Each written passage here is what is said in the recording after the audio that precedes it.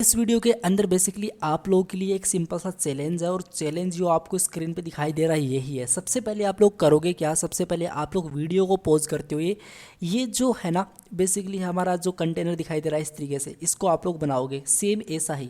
आप लोग कलर वगैरह इसमें डेफिनेटली कोई अलग अपना कस्टम कर सकते हो, लेकिन प्लस एंड माइनस का इस तरीके से आपको बटन क्रिएट करना है। ये जो जीरो आपको सेंटर में दिखाई दे रहा है इसको आपको इस तरीके से क्रिएट करना है, ठीक है। बेसिकली आप लोग हेडिंग के अंदर जीरो वगैरह तो लिख ही लोगे यार, तो एक स्टैटिक पार्ट तो आपको ये क्रिएट करना है, ठीक है।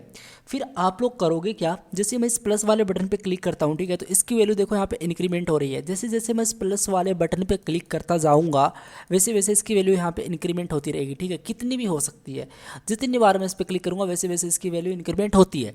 तो ये टास्क आपको परफॉर्म करना है, पहले ये चीज़ करना है, ठीक है। फिर आपको क्या करना है, ये जो माइनस वाला बटन है इस माइनस वाले बटन पे अगर मैं फिर से क्लिक करूँ तो 16 की जगह, मतलब अगर मैं इस पर क्लिक करूँ तो देखो 15 आ गया।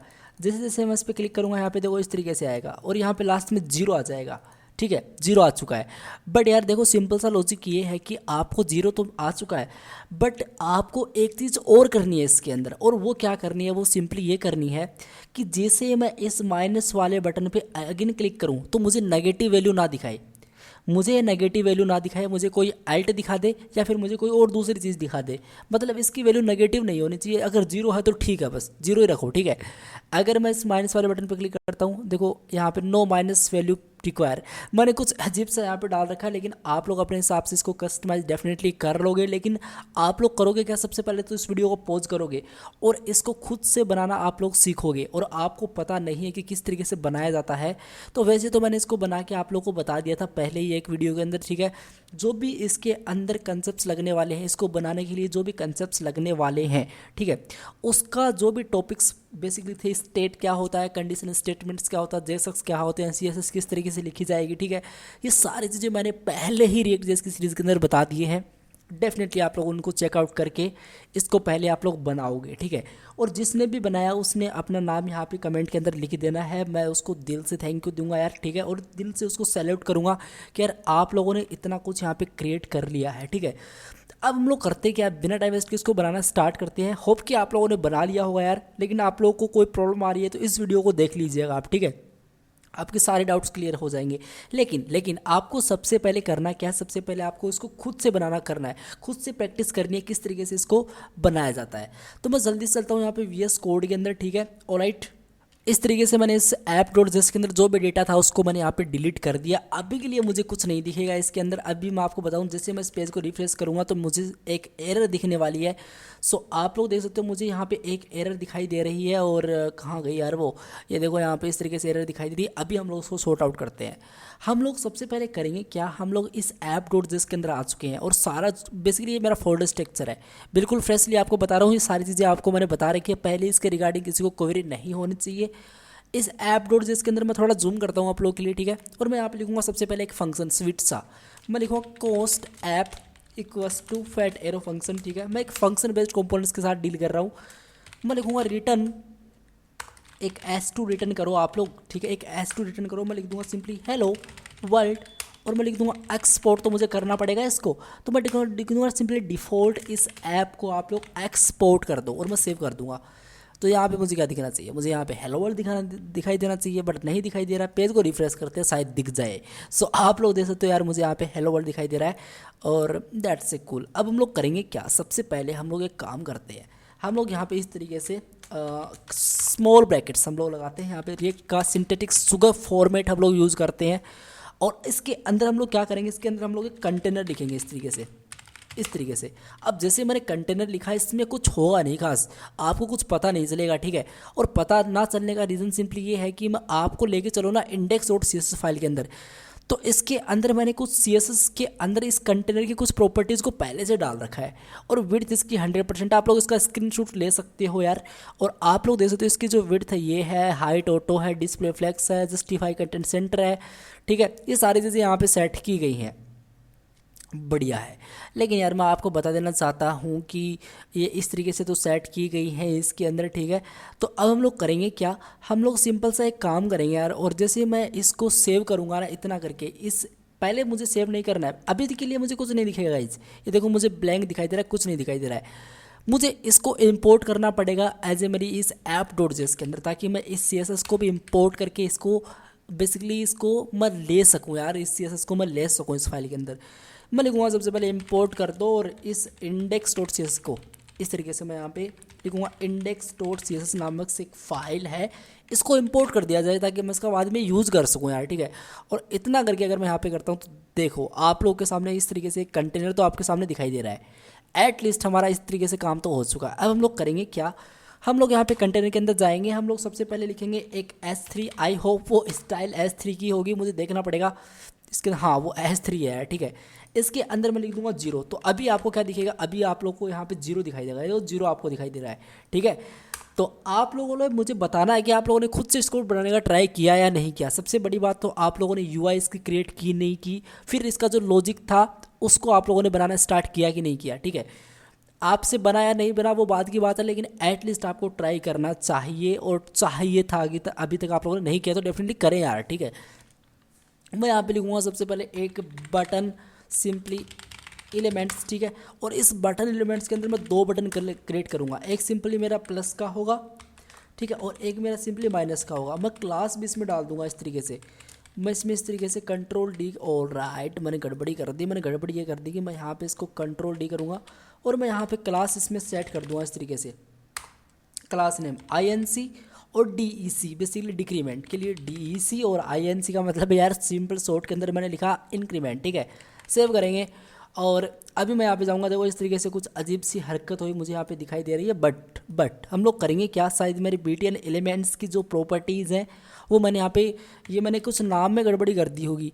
तो ये जो बटन एलिमेंट्स हैं इसको मैं यहाँ पे कंप्लीट, मैंने S नहीं लगाया यार, मैंने S नहीं लगाया, मुझे यहाँ पे S लगाना पड़ेगा, ठीक है। और ये मैंने अच्छी बात नहीं की यहाँ पे, मुझे पता है, ठीक है। सेव करता हूँ मैं इसको, ठीक है। तो ये आप लोग देखिएगा, और राइट सो आप लोग देख सकते हो इस तरीके से आपके सामने 2 बटन्स तो दिखाई दे रहे हैं एटलीस्ट, और काफ़ी बढ़िया दिखाई दे रही है यार। हमारी ये एप्लीकेशन एक सिंपल सी स्वीट सी एप्लीकेशन हम लोगों ने यहाँ पे क्रिएट की है। बाद में फ्यूचर के अंदर और भी बड़ी बड़ी क्रिएट करेंगे, लेकिन पहले एटलीस्ट स्टार्ट करते हैं छोटी से।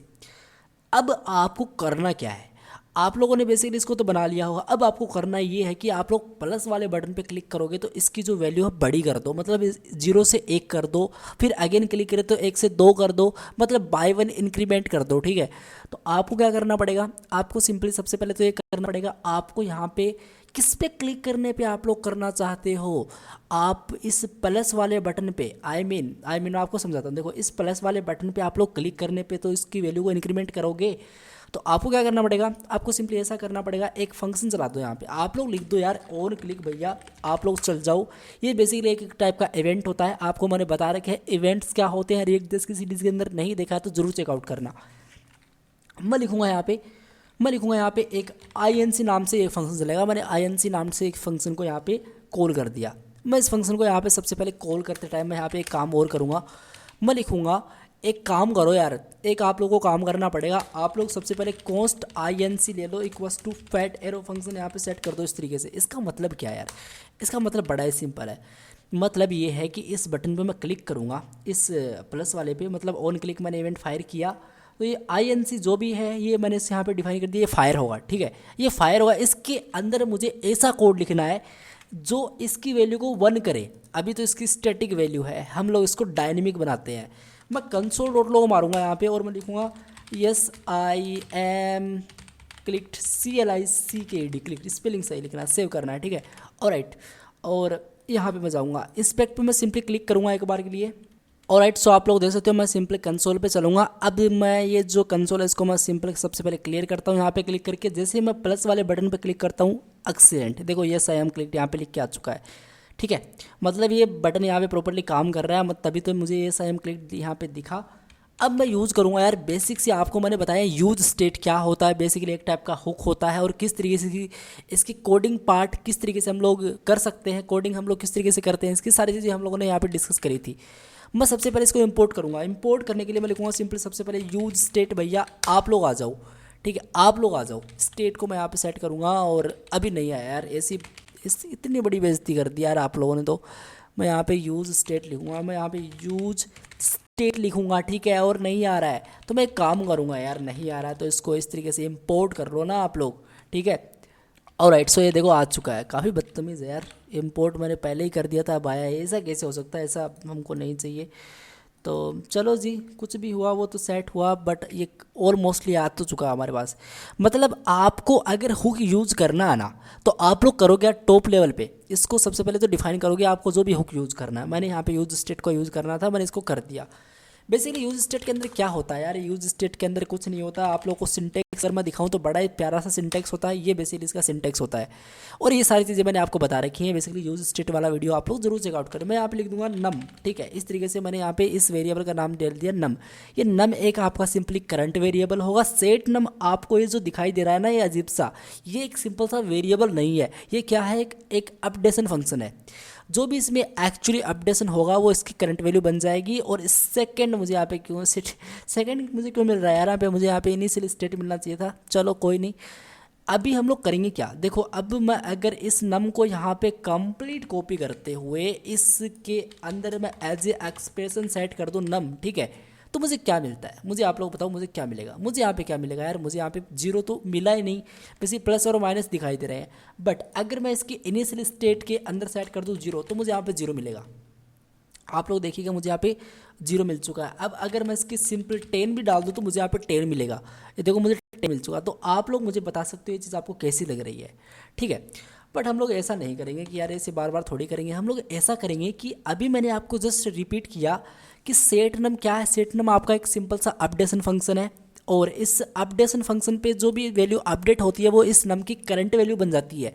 ये जो नम अभी मेरे पास वेरिएबल है, इसको तो मैं ऐसा कर दूंगा ना, मैं लिख दूंगा सेट नम भैया, ठीक है, सेट नम, ठीक है। मतलब ये फंक्शन है तो मुझे इस तरीके से इसको मैं पास कर सकता हूँ। मैं यहाँ पे नम +1 कर सकता हूँ, ओके, सिंपल। और ये चीज़ें मैंने आपको बता रखी है पहले। जैसे मैं नम +1 करूँगा, सेव करूँगा, तो यहाँ पे कोई प्रॉब्लम नहीं होगी, काम मेरा पानी की तरह बन जाएगा। तो एक काम करना पड़ेगा, पहले मुझे यहाँ पे इसकी वैल्यू 0 कर देनी है, ठीक है, सेव करूँगा मैं। ऑलराइट, अब देखो जैसे मैं इस इस प्लस पे क्लिक करूँगा, ठीक है, 1 2 3 इस तरीके से जितनी बार मैं क्लिक करता था तो यहाँ पे इसकी वैल्यू +1 होती जाती है, इंक्रीमेंट होती जाती है। पहला टास्क आपका ये था, कंप्लीट हो चुका है। इसके रिगार्डिंग किसी को कोई प्रॉब्लम नहीं होगी। अब हम लोग करेंगे क्या? हम लोग ऐसा करेंगे, सबसे पहले आप लोग ऐसा करो कि इस माइनस वाले बटन पे क्लिक करने पे इसकी वैल्यू डिक्रीमेंट कर दो, ठीक है। तो बेसिकली किस पे क्लिक करने पे? माइनस वाले बटन पे क्लिक करने पे। मैं लिख दूंगा ऑन क्लिक, ठीक है, DEC, सिंपल DEC एक सिंपल सा फंक्शन चलाऊंगा मैं। यहाँ पे लिखूंगा कॉस्ट DEC। बेसिकली मुझे कॉल तो इसको डिफाइन तो करना पड़ेगा, और इस तरीके से मैं इसको सेट कर दूंगा। अगर मुझे करना है ना तो सेट नम है ना, ये जो सेट नम है इसमें मैं लिख दूंगा नम -1, सिंपल। मतलब जो भी नम है उसके अंदर एक आप लोग डिक्रीमेंट कर दो जब ये DEC से ले। सेव करते हैं और देखते हैं इसका आउटपुट। सो आप लोग देखिएगा इस अभी तो 12 है, बट जैसे मैं इस वाले बटन पे क्लिक करूँगा, एक्सीलेंट 11, ये देखो, ठीक है। अब जैसे मैं यहाँ पे सिंपली 0 पे हूँ, बट अगर मैं इस वाले बटन पे अगेन क्लिक करता हूँ तो ये देखो यहाँ पे -1, मतलब इसमें नेगेटिव वैल्यू भी पॉइंट कर रहा है। और मुझे ऐसा नहीं चाहिए कि नेगेटिव वैल्यू पॉइंट करे, ऐसा मुझे बिल्कुल पसंद नहीं है। तो हम लोग करेंगे क्या? हम लोग ऐसा करेंगे कि हम लोग यहाँ पे देख चुके हैं रिएक्ट जेएस के अंदर कि यार बेसिकली कंडीशनल स्टेटमेंट्स क्या होते हैं। हम लोग इफ़ एल्स स्टेटमेंट्स का यहाँ पे यूज़ कर सकते हैं। हम लोग डाल सकते हैं इफ़ नम ग्रेटर देन 0। अगर ऐसा है तो बेसिकली आप लोग क्या करो, मतलब ये है कि नम की वैल्यू अगर 0 से बड़ी है ना, अगर नम की वैल्यू 0 से बड़ी है तब तो आप लोग डिक्रीमेंट कर दो, तब तो आप लोग सिंपली नम -1 कर दो, ठीक है।